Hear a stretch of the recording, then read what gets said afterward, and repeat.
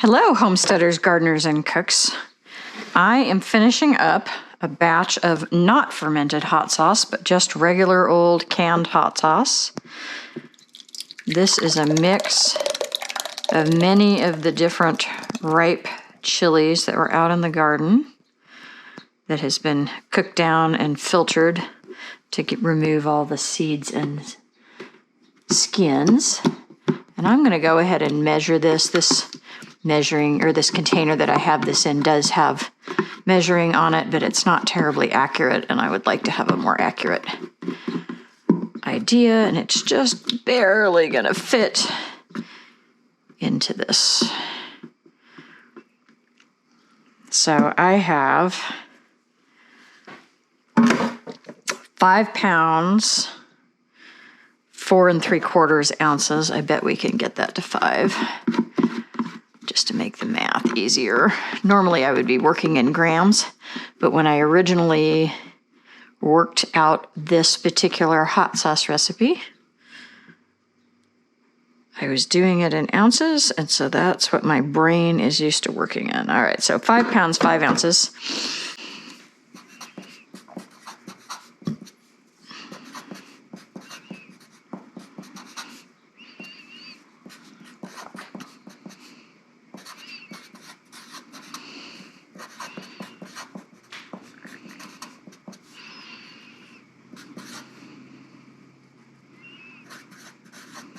Five pounds is the same as 5 pints. A pint is 2 cups, so this is 10 cups plus 5 ounces. 10 cups.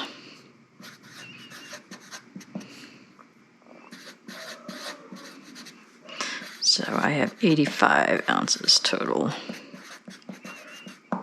So I had 85 ounces of our beautiful mixed pepper sauce, and to that I'm going to multiply 85 by 0.25 or 25%, and I'm going to add that much vinegar, and that comes out to 21.25 ounces. I'm just going to call it 22. A little more vinegar is not going to hurt anything.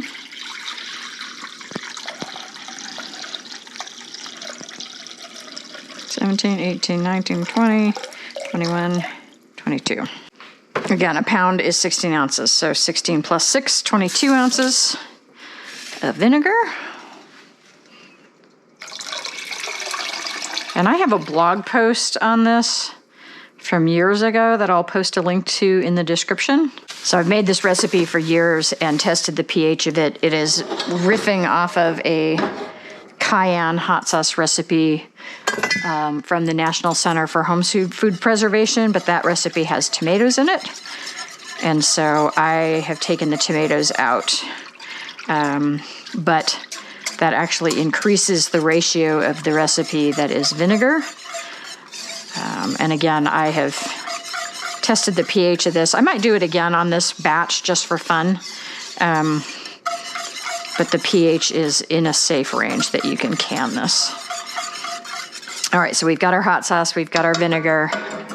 I'm now gonna add, I add 1 teaspoon of vinegar per cup, and I have 10.5 cups. So I need 10.5 teaspoons of salt. And this is canning salt, so not coarse salt, but regular fine canning salt. 1 tablespoon is 3 teaspoons, so that's 3, 6, 9, 10 and a half. And this is just based on our own personal flavor preference. This is kind of where we landed in terms of the math. So that's in there. And this has got a good flavor base. I've got 4 or 5 different kinds of chilies in here. So cayennes, serranos, the ripe shishitos, and then also ripe jalapenos. So we've got some good front of the mouth heat. We've got some good back of the mouth heat. We've got some nice sweetness from the shishitos, which don't really have any heat. So this has got some pretty good kick to it. but tame enough that it's not gonna completely wreck you. It's very nice. And then from here, we could taste this and add seasonings if we wanted to add garlic, if we wanted to add onion. Garlic and onion are often things that I add to this. But you can, like, this is the minimum, and you can can this as is right now. All right, our sauce has reached a full rolling boil with its vinegar. We did add about a tablespoon of chipotle salt to this. It's pretty sweet naturally because of all of those chichitos that are in there. And we felt like a little bit of smoky heat would help balance some of that sweetness. And so there is also a tablespoon of chipotle in this. We tend to do that where we do the base recipe with pulp, vinegar, and salt and then taste it and kind of decide whether or not we think it needs anything else. All right, so I'm gonna start jarring this up. These are 12-ounce jars. I usually use these for syrups. But I am almost out of every jar in October. Canning season has been good. I've done a lot of interesting new things this year. And I am running short on jars. I did check the pH on this, and the pH of this is currently at 4. Generally, anything below 4.6 is considered safe to water bath can.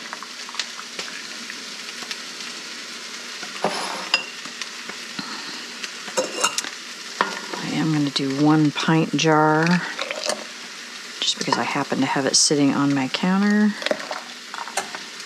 And also because I don't think I'm going to have enough jars of the 12-ounce if I don't do at least 1 pint. I once did this recipe at the end of the season and made, I think, 14 pint jars. My husband ate all 14 jars of hot sauce within the year. He is a serious hot sauce guy. All right, I want about a ½ inch of headspace on these, and I'm gonna pull from one of these smaller jars to finish this pint. And for any topping off I need to do on the rest of these. Whenever I'm wiping rims, I like to look at the jars and do the ones that I can see that there's something on last, so that I'm not just smearing dirty sauce on the rims of jars that are clean. This is my pressure canner. I'm not actually pressure canning these, I'm just using it as a water bath canner. This is an interesting trick. This water is just hot tap water right now. It hasn't heated up very much. You can really feel with your finger if there's anything left on a rim.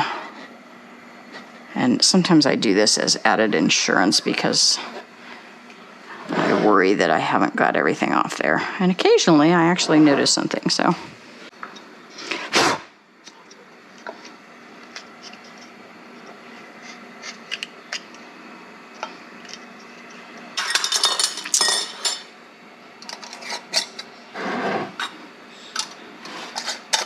And the timing for a pint of the cayenne hot sauce that I'm riffing on here is 10 minutes. Because I am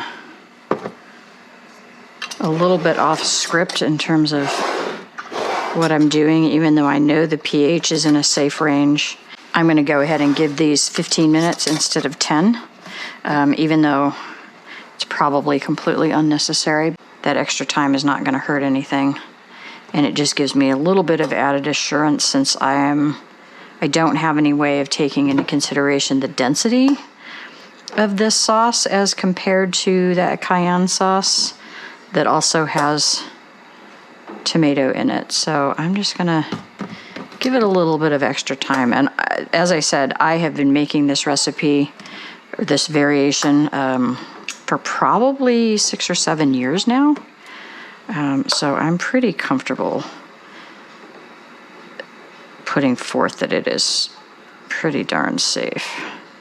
But, you know, do what makes you comfortable. If you never ever make a recipe that isn't exactly what's printed in a tested book, I get that.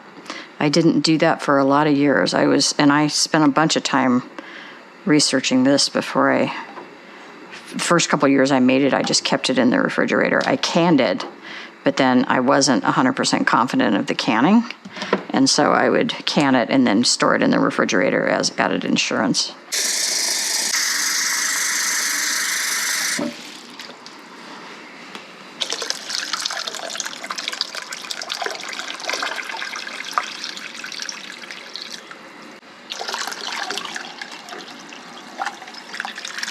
All right, we'll bring this up to a full rolling boil and then we'll time it for 15 minutes. So here is our hot sauce all finished. My husband calls this awesome sauce, and so that's just the name for it for years. I've taken the rings off of these. This is the next morning. And you can see that I can pick this jar up by the lid. That is a good indication that this is well sealed. And you want to take the rings off because if something does happen and it starts to go bad and there's pressure inside the jar, it will push the lid off. If you go to retrieve this out of your pantry and the lid is off or loose, you know that you need to just toss that. And that is why you do not leave the ring on, because a ring can give you a false seal when something has failed. This one, when I came out this morning, the button was still up. And so I was pretty sure that it hadn't sealed correctly. And then when I went to lift it, the lid came right off. And so this one did not seal correctly. Who knows why? It happens occasionally. Something must have been on the rim. It's hard to say. My husband will go through this fairly quickly, so I just stashed it in the fridge instead. But that is part of why you always check, because sometimes you do have something that failed. And so we're just going to stash this one in the fridge. This is the one that had leftovers that we didn't actually can, which is just a small amount. And just to give you an idea of the consistency of this, it really came out beautifully. So just a nice, quick, easy hot sauce. And if you have any concerns about this, can it and then just keep it in your fridge instead of keeping it on your counter. But yeah, no reason to not make your own homemade hot sauce for sure. Beautiful. Flavor-wise, I like hot sauce. I'm not a huge crazy hot person. This definitely has some heat. You can feel it, but it fades really quickly. So it's not a lingering heat. It's got some sweetness from all of those shishitos that we put in there.